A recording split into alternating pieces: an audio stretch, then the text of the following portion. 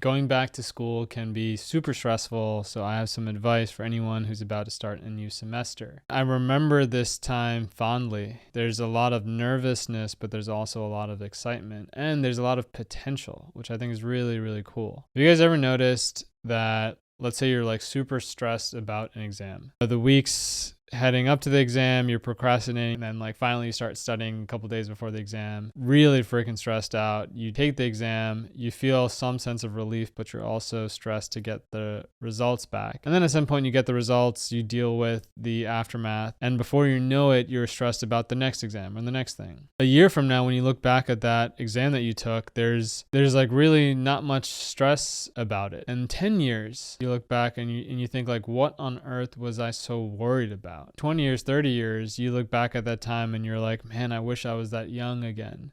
So what does this imply? It implies that what we experience in life is dependent on the mind. So it's not that an exam is inherently stressful. It's dependent on the mind and dependent on the way we look at the world through the mind. And through the practice of meditation, you can take that sense of ease and relief that you might feel 30 years after something and have that come 10 years after, a year after, a few months after, a couple weeks after. And you can even get to a point where, boom, right there in the moment when something arises, like the anxiety of an exam, you can see it as empty and experience freedom. So this is a form of saying don't sweat the little things, but there's actually a rich tradition and set of teachings behind this.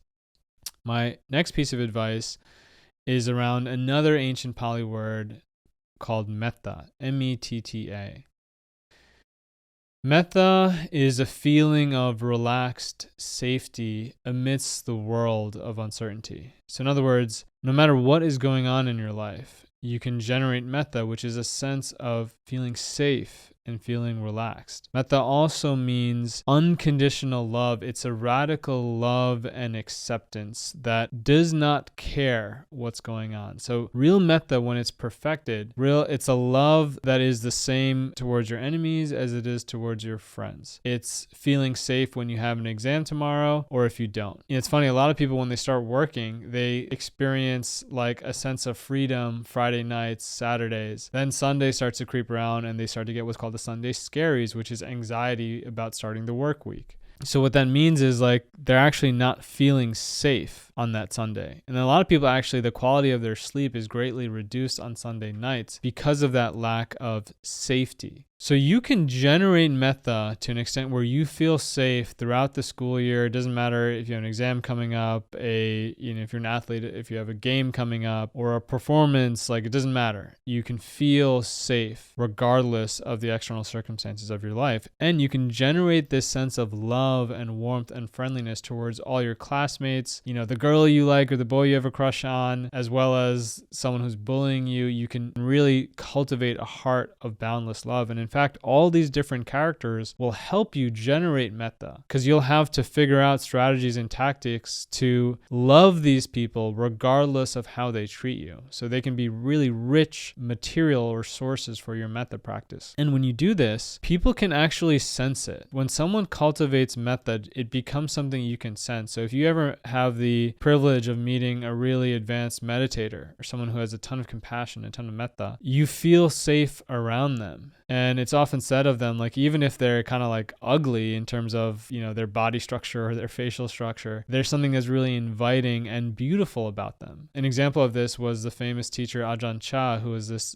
Thai monk. And a lot of his disciples would talk about how like he wasn't a particular handsome guy, but when you saw him, you could feel his charisma. You wanted to be around him. You felt safe around him. So not only can you give a gift of safety to those around you, but they can sense it. They can benefit from your metta. It'll actually make you more popular. It'll make you a better friend, a more skillful friend. And the last thing I'll say here is it's a blessing for yourself to develop this attitude towards the world. It's considered to be extremely meritorious from a karmic perspective, meaning it plants the seeds for future joy and happiness in your life when you cultivate this attitude, this heart of boundless love. So I would encourage you to work on this. I think for anyone who's in a rich ecosystem like a school where there's all kinds of characters and people, there's fellow students and peers, there's teachers, it's really powerful One teacher, Ajahn Suchito, talks about metta in this way. He says, if you have expectations about yourself or expectations for yourself, that is ill will or anger or hostility.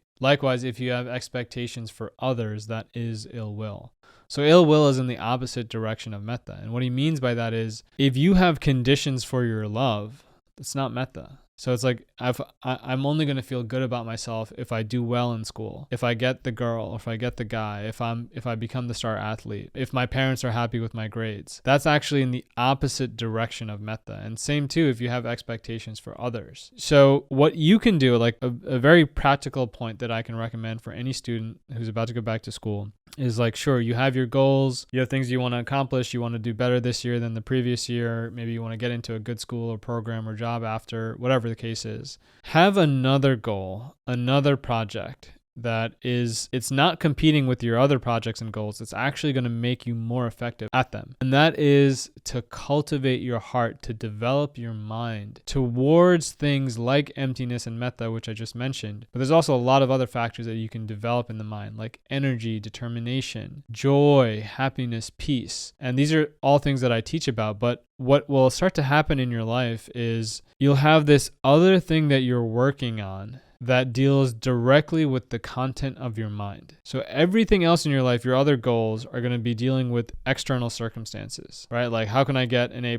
on this exam? How can I score 30 points in my basketball game? How can I, make this girl my girlfriend? Whatever, right? External goals. But this other area of your life is going to be about watching what's going on in your heart, sensing your own heart. Like, oh, I feel depressed right now. When did this start? Oh, this actually started yesterday. It's been getting worse. Or I feel anxious, or I feel joyful. And then learning to relate to the emotions of a heart in a way that's skillful. So you actually become better at being human, at feeling feelings. You can get better at this. It's a skill. It's something to be developed.